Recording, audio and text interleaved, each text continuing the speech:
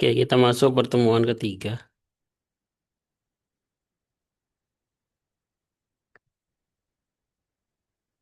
Share screen saya kelihatan?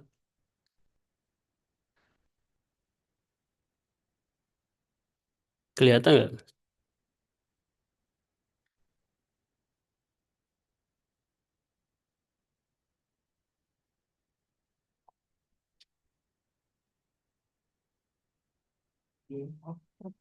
Pak. Kelihatan, Pak. Oke, hari ini saya bahas tentang pengenalan bahasa pemrograman Python ya. Saya sudah taruh materinya di kampus. Apa itu Python? Python ini adalah bahasa pemrograman ya.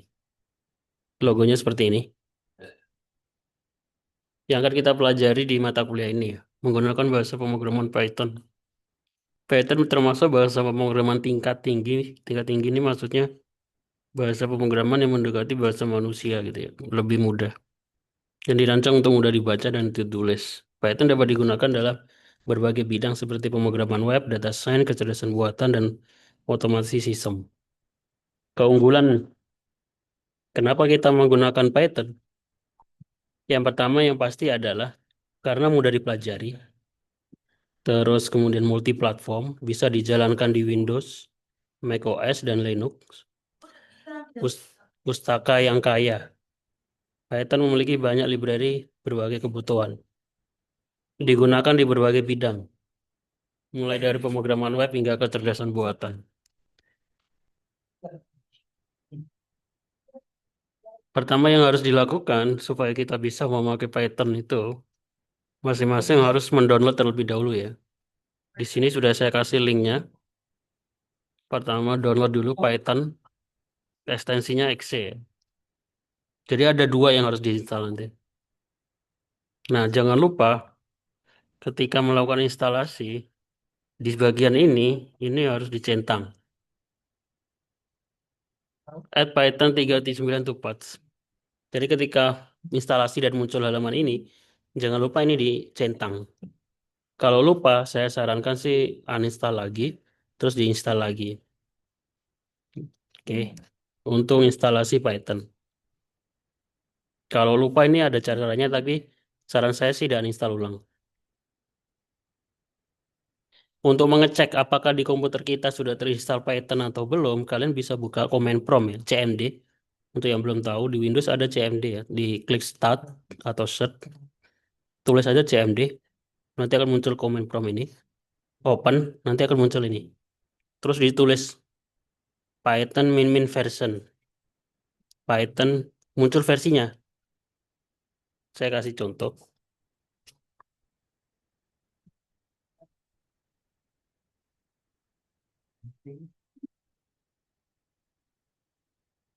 Contohnya ini karena saya menggunakan MacBook ya, tentunya di MacBook terminalnya bentuknya seperti ini. Terus saya tulis Python min version, enter. Nah, dia akan menampilkan versi Python-nya ya. Kalau di saya di sini 3.9.6. Kalau kalian tulis Python min version terus nggak muncul apa-apa atau muncul tulisan error gitu ya, berarti belum terinstall atau belum terbaca. Saya sarankan dicoba install lagi. Oke, lanjutnya. Setelah install Python, langkah selanjutnya adalah menginstal IDE ya. IDE itu kepanjangan dari Integrated Development Environment. Ini tempat kita menulis program. Dan salah satu yang populer adalah VS Code ya, Visual Studio Code. Cara memakainya, yang pertama adalah download dulu di link ini, kemudian install. Installnya biasa aja ya, seperti ini. Saya kasih contoh, saya buka Visual Studio Code. Nah, pertama kali kalau kita buka akan muncul tampilan seperti ini. Langkah pertama yang harus dilakukan adalah instalasi plugin Python di Visual Studio Code. Bisa diklik di menu ini extension. Terus ditulis aja Python.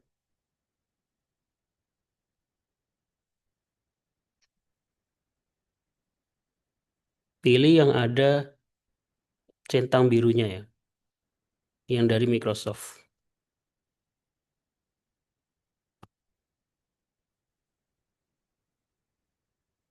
Yang dari Microsoft ini.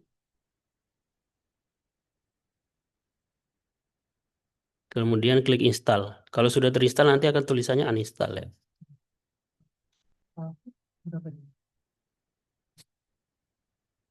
Oke. Nah, untuk yang masih ada kendala, kita bisa mencobanya menggunakan versi browser ya, versi online, yaitu IDE Python online gitu. Kalau ini kita harus connect internet ya. Nah, kita bisa nulis di sini.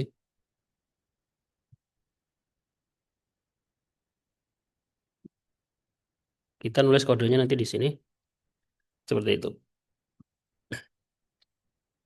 Oke, sampai sini ada yang ditanyakan?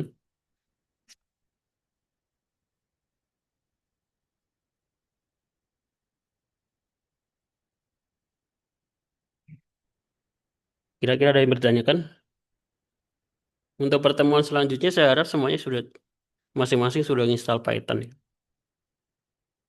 Oke, sebelum masuk ke penggunaan Python, saya jelaskan dulu definisi dari algoritma. Karena sebelum kita membuat program, kita harus tahu cara program itu dibuat atau berjalan. Istilahnya algoritmanya. Jadi algoritma itu apa? Algoritma itu langkah-langkah ya. Diambil dari nama orang, penemunya, namanya Al-Khwarizmi. Di, disebutnya menjadi algoritma. Karena orang Barat gak bisa ngomong Al-Khwarizmi. Jadi algoritma itu apa? Algoritma adalah langkah-langkah atau prosedur, tata cara yang digunakan untuk menyelesaikan suatu masalah.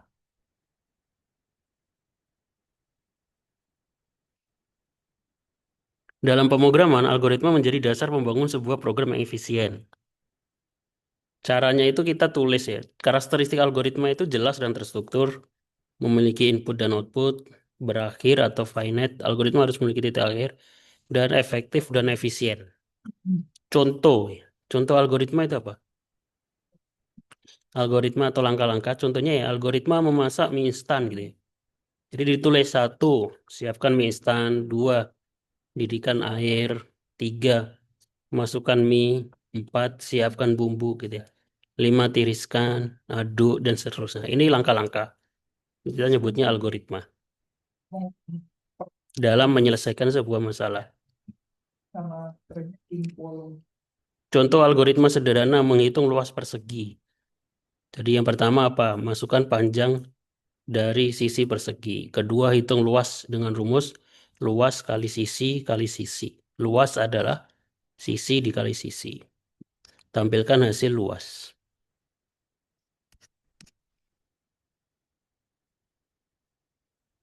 Oke. Kira-kira sampai sini ada yang ditanyakan? Belum ya? Nah, setelah mengenal algoritma, langkah-langkah tadi, selanjutnya dalam bahasa pemrograman kita akan sering mendengar istilah variabel. Nah, variabel itu apa? Variabel itu sebenarnya wadah gitu ya, wadah yang bisa kita isi dengan sebuah nilai. Wadah dalam bentuk, contohnya ini ya, skor. Skor itu variabel. Bisa kita isi nilai, nilainya bisa 100, dan bisa kita kasih nama. Nama variabelnya apa? Skor. Seperti itu. Jadi isinya bisa angka, bisa huruf ya. Oke. Itu variabel. Variabel secara definisi variabel adalah tempat menyimpan data dalam program. Data itu bisa angka, bisa huruf. Dalam penulisan variabel tidak boleh ada spasi. Tata cara penulisan variabel. Nama variabel harus dimulai dengan huruf. Tidak boleh dimulai dengan angka. Tidak boleh menggunakan spasi. Jadi gunakan underscore atau digabung gitu ya. Kayak nama mahasiswa. Nama underscore mahasiswa atau nama mahasiswa digabung. Tidak boleh menggunakan kata kunci dalam Python. Contoh ya, saya kasih contoh.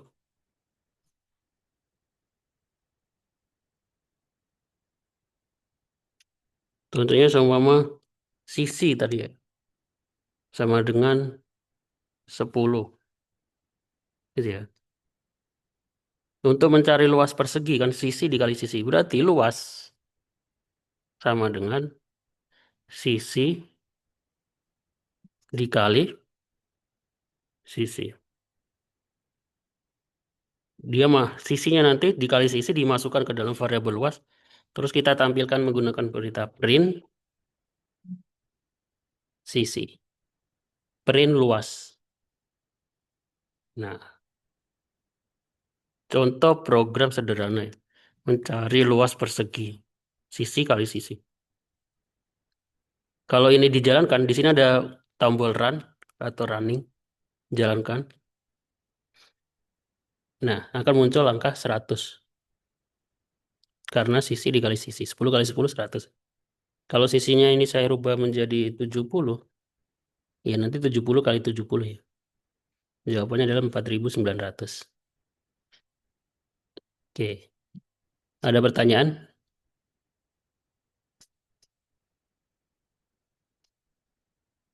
Kira-kira ada pertanyaan?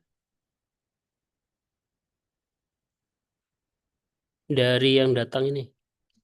Bisa dipahami nggak? Karena habis ini saya kasih contoh soal ya. Untuk dikerjakan masing-masing.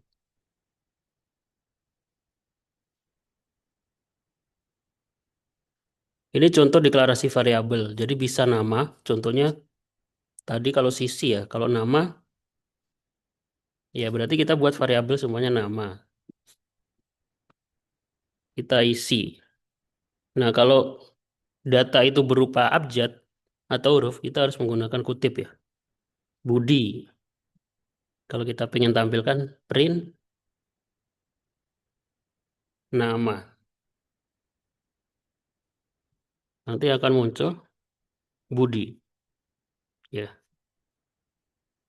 kita bisa kasih penjelasan di sebelumnya biar nggak tiba-tiba Budi ya. Dengan menggunakan kutip. Nama saya adalah seperti ini.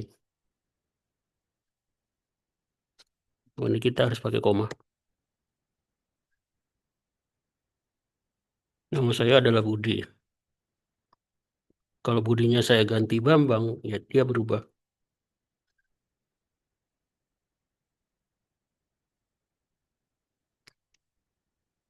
Oke, jadi ada contoh operasi aritmatika, penjumlahan, perkalian, pembagian, dan modulus, sisa bagi. Kemudian di sini ada tugas supaya saya pengen tahu pemahamannya masing-masing.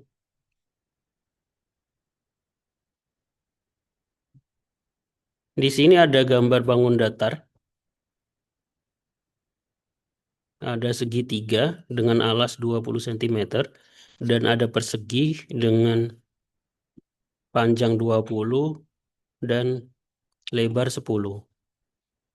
Jadi tugasnya adalah mencari luas yang diarsir, bagian yang diarsir ini ya, luasnya berapa, menggunakan Python seperti tadi.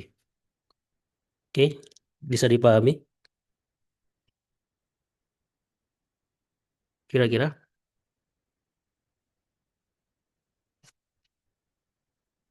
Jadi nanti silakan dikumpulkan di e-kampus dalam bentuk PDF ya. Jadi bukan dalam bentuk screenshotnya aja di PDF. Nanti saya bahas minggu depan.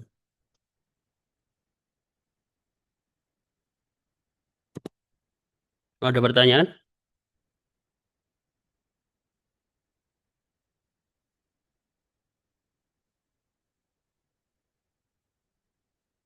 Kalau pakai Visual Studio Code, kita harus open folder, sama ya. Cari folder yang mau dipakai.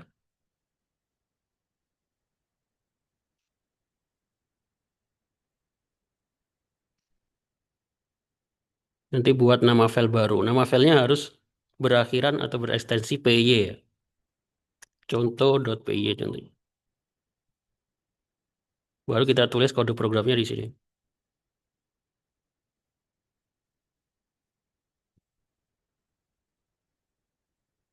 Cara menjalankannya di sini ada perintah run Python file.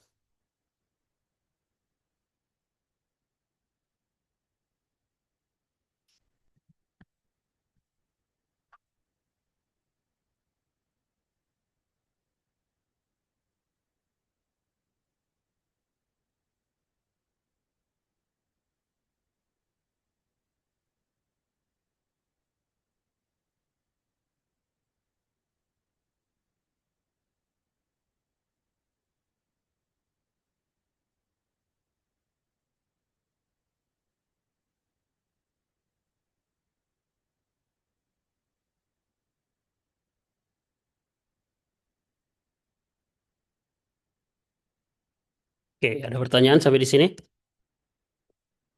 Nggak ada? Silakan dikerjakan ya. Didiskusikan sama temennya. Di grup nanti saya share ada video tutorial instalasi Python dan Visual Studio KT.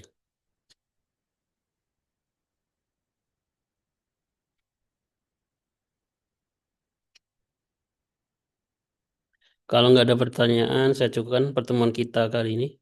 Minggu depan nanti saya cek tugasnya, saya sama bahas, sama masuk ke materi selanjutnya. Karena ini baru 3 pertemuan ya. Sekarang harusnya udah minggu kelima. Ada 2 pertemuan yang belum dilaksanakan. Oke, terima kasih yang sudah datang. Saya akhiri. Assalamualaikum warahmatullahi wabarakatuh. Waalaikumsalam warahmatullahi wabarakatuh. Makasih, Pak. Terima kasih, Pak.